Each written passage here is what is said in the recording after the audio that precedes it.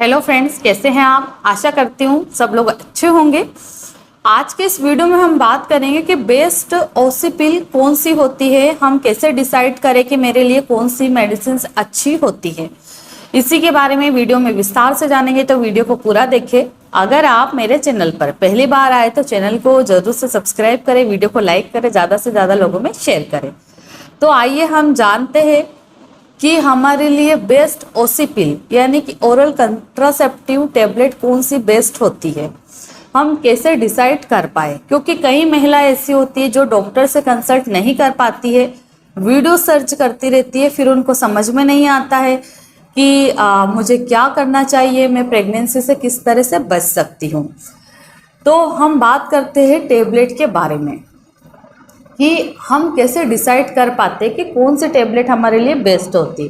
क्योंकि ये दो तरह की मेडिसिन होती है और हम पेशेंट की कंडीशन देख करके डिसाइड करते हैं कि किस तरह से कौन सी दवाई पेशेंट को देनी चाहिए। तो अगर आपके पीरियड नॉर्मल आते हैं और आपको पीरियड के दौरान कोई प्रॉब्लम भी नहीं होती है, बहुत ज़्यादा हेवी ब्लीडिंग की समस्या भी नहीं है, पेट दर्द भी नहीं है, कमर दर्द भी नहीं है, कोई इशू नहीं है, अगर आपकी नई नई शादी हुई है या अभी आपकी शादी को तो काफ़ी समय हो गया बट आप नसबंदी यानी कि टीटी ऑपरेशन नहीं करवाना चाहते, आपकी फैमिली भी कंप्लीट है, या फिर कई महिला ऐसी होती है जिनका एक बच्चा है, दूसरे में वो गैप चाहती है 4-5-7 साल का, तो महिलाएं काफ़ी परेशान रहती है। क्योंकि प्रॉपर्टी को लेके महिलाओं के मन में इतने सारे तिल के ताड़ राई के पहाड़ बना रखा है लोगों ने। जैसे ही हम किसी महिला को ये एडवाइस करते हैं कि आप प्रॉपर्टी लगवा लो, तो महिला इतनी सवाल जवाब करती, अरे मैडम प्रॉपर्टी नहीं लगवाना है, किसी को अंदर चली जाती है, किसी को सूट नहीं होती, किसी को कैंसर हो जाता है, किसी को क्या हो जाता है, मतलब इस तरह की अफवाहें होती है। महिलाएं खुद लगवाती नहीं है, दूसरे को भी डरा के रखती है। ऐसा नहीं है कि अगर आपकी किसी रिलेटिव्स को कोई प्रॉब्लम हुई है तो आपको भी होगी, हर एक महिला का शरीर अलग अलग होता है। तो अगर आपको 5 साल या 7 साल इतना लंबा गैप चाहिए तो बेस्ट ऑप्शन है कि आप प्रॉपर्टी, मेरिना, इस तरह का कोई भी डिवाइस यानी कि आईयूडी जो रहता है इंट्रायूटेराइन डिवाइस, वो फिक्स करवा लीजिए। क्योंकि इन मेडिसिन में एक ही वो प्रॉब्लम रहती है कि ये हमें पर डे लेना रहती है।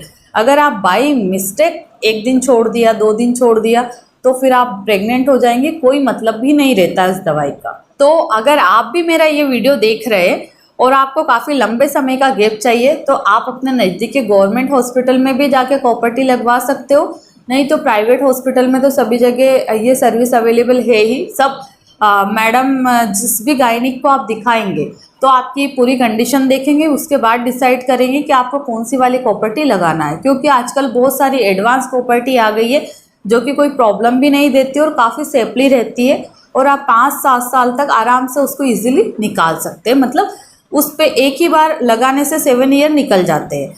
आप 7 ईयर बाद बेबी प्लान करते हैं तो आपको कोई प्रॉब्लम नहीं होगी। पर मेडिसिन का यही रहता है कि आपको डेली खाना है जब तक 2 साल, 4 साल, 5 साल तक। तो महिलाओं का वेट गेन होने लगता है और भी हार्मोनल इश्यूज होने लगते हैं, पेशेंट काफ़ी परेशान होने लगती है कि रोज़ रोज़ दवाई में कब तक खाऊं। तो अब हम कैसे डिसाइड करेंगे कि आपको कौन सी दवाई लेना है। तो आपके पीरियड अगर नॉर्मल है, बहुत हेवी फ्लो नहीं है, ना कोई ज़्यादा ना कोई कम, नॉर्मल मीडियम से पीरियड आते हैं, तो फिर ऐसी कंडीशन में आपको ओवरऑल जी टेबलेट लेना चाहिए जिसमें कि 20 टेबलेट होती है। इसको पीरियड के 5वें दिन शुरू करना रहती है और ये 20 दिन तक कंटिन्यू लेना रहती है। जैसे ही आप 20 दिन के बाद में इसको छोड़ते हैं, मतलब ये टेबलेट ख़त्म होती है, उसके बाद में आपको 1 वीक वेट करना रहता है पीरियड का, और पीरियड फिर से आता है तो फिर पीरियड के 5th डे यानी कि पीरियड के 5वें दिन आपको दोबारा नया स्ट्रिप लेकर के शुरू करना है। ठीक है, 270 या 75 के करीबन का एक स्ट्रिप ये आपको मिलता है। तो इस दवाई को हम तभी देते जब महिला के पीरियड बहुत ज़्यादा खुल के नहीं आते हैं या मीडियम आते हैं, या महिला को और कोई प्रॉब्लम नहीं है, जिनको हेवी ब्लीडिंग होती है, जिनको पीआईडी है, एंडोमेट्रोसिस है, और बहुत ब्लड के क्लॉट पास होते हैं, पीरियड बहुत ज़्यादा हेवी आते हैं और लंबे टाइम तक चलते, तो फिर हम ओवरऑल जी टेबलेट उनको रिकमेंड नहीं करते हैं। उन कंडीशन में दूसरी टेबलेट आती है। तो आप हमेशा एक चीज़ ध्यान रखें कि अगर आपके पीरियड नॉर्मल आते हैं या स्केंटी पीरियड्स आते हैं, बहुत हेवी पीरियड नहीं होते, खुल के ब्लीडिंग नहीं होती है, तो ऐसी कंडीशन में फिर आपको ओवरऑल जी टेबलेट का चुनाव करना चाहिए। ये गायनिक की सलाह के बाद में ही लेना है। मेरा ये वीडियो सिर्फ आपके नॉलेज के लिए बना रही हूँ मैं, कि आप लोगों में अवेयरनेस रहे इस चीज़ की कि हमारे लिए क्या बेहतर है। क्योंकि आधे लोग तो केमिस्ट के पास जाते हैं, उन्हीं से पूछ लेते, वो जैसे बताते वैसे ही यूज़ करते रहते। तो ये चीज़ आगे जाके आपके लिए हार्मफुल हो सकती है, तो बिल्कुल भी अपनी बॉडी के साथ या अपनी सेहत के साथ खिलवाड़ ना करें। अब हम उन महिलाओं के बारे में बात करते हैं जिनके पीरियड बहुत हेवी आते हैं, लंबे समय तक चलते हैं, पेट में बहुत ज़्यादा दर्द होता है। जब पीरियड आते हैं तो ब्लड क्लॉट्स पास होते हैं। आपने अल्ट्रासाउंड करवाया, उसमें आ रहा आपका एडेनोमायोसिस है, एंडोमेट्रियोसिस है, बल्कि यूट्रस है, बच्चादानी में सूजन है, ओवरियन सिस्ट है। इस तरह की आपको कोई भी प्रॉब्लम रहती है या इस तरह की समस्या आपको जा रही है, आपको पेड़ों में दर्द रहता है, भारी भारीपन सा लगता है लोअर एब्डोमेनल में, तो फिर ऐसे केसेस में हम इन सारी डिजीज को ठीक करने के लिए और कंट्रासेप्शन के तौर पर ओवरऑल एल टैबलेट को रिकमेंड करते हैं। ओवरऑल एल टैबलेट में 21 टैबलेट्स होती है और ये काफ़ी सस्ती टैबलेट होती है, यानी कि 70 रुपये के करीबन एक स्ट्रिप आपको मिलती है। इसकी प्राइस समय के साथ ऊपर नीचे हो सकती है, बाकी 70 रुपये के करीबन ये आपको मिलती है। बहुत ज़्यादा महंगी नहीं है, नॉर्मल पेशेंट भी इसको अफोर्ड कर सकते हैं। तो ओवरऑल एल टैबलेट को कब देते हैं? पीरियड के 5वें दिन, यानी कि 5th डे से स्टार्ट करना है, 21 डेज तक कंटिन्यू। जैसे ही आप बंद करते 21 दिन बाद आपके पीरियड आ जाते हैं। तो ओवरऑल एल टैबलेट को हम कब देते हैं? जब किसी महिला को बहुत ज़्यादा ब्लड क्लॉट पास होते हैं, बहुत ज़्यादा हेवी ब्लीडिंग होती है, बच्चादानी में सूजन है, पेड़ों में भारीपन लगता है, हार्मोन डिस्टर्ब है, या पीरियड लंबे समय तक चलते हैं, तो ऐसे केसेस में ओवरऑल एल टैबलेट दी जाती है। अगर आप ओवरऑल एल टैबलेट को 3 मंथ कंटिन्यू लेते हैं या 6 मंथ लेते हैं, तो आप देखेंगे कि 3 मंथ में ही आपके पीरियड आना कम हो जाएंगे। जो ब्लड क्लॉट से या ब्लड के थक्के आते थे वो कम हो जाएंगे।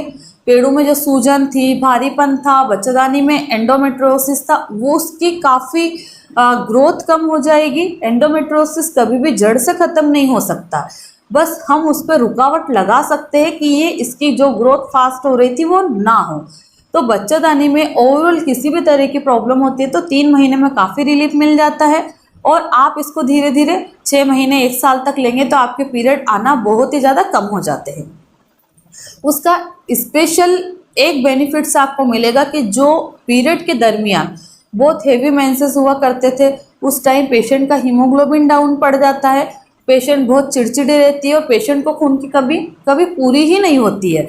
बहुत सारी पेशेंट रहती है, मैडम इतने हेवी पीरियड्स आते हैं कि हमारे कपड़े गंदे हो जाते हैं, बार बार हम पेड तो लगा ही नहीं पाते, हमें कपड़े यूज़ करने पड़ते हैं। कई सारी पेशेंट है जिनकी कंप्लेंट ये रहती है, तो उन केसेस में हम लोग ओवरऑल एल टैबलेट प्रेफर करते हैं, जिससे कि पीरियड आना धीरे धीरे कम हो जाता है, जिससे कि जो हीमोग्लोबिन डाउन या एनीमिया की प्रॉब्लम रहती है उससे भी वो निजात पा सकती है, और पेशेंट की जितनी भी ओवरऑल डिजीज़ रहती है वो भी ठीक हो जाती है, और ये गर्भ निरोधक के तौर पे भी काम करती है। तो हमें एक ही टैबलेट से 10 बेनिफिट्स मिल जाते हैं। तो आशा करती हूँ कि इस वीडियो के माध्यम से मैं आपको ये बता पाई हूँ कि किसके लिए कौन सा टैबलेट बेस्ट रहता है। जिन महिलाओं के पीरियड बहुत हेवी होते हैं उनको ओवरऑल एल टैबलेट लेना चाहिए। जिन महिलाओं के पीरियड बहुत कम आते हैं या मीडियम आते हैं उन महिलाओं को ओवरऑल जी टैबलेट लेना चाहिए। दोनों ही टैबलेट को पीरियड के 5वें दिन से शुरू करना रहता है।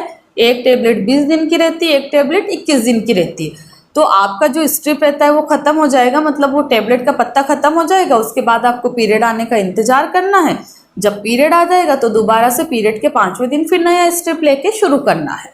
आशा करती हूँ इस टॉपिक के बारे में मैं आपको संपूर्ण जानकारी दे पाई हूँ। धन्यवाद।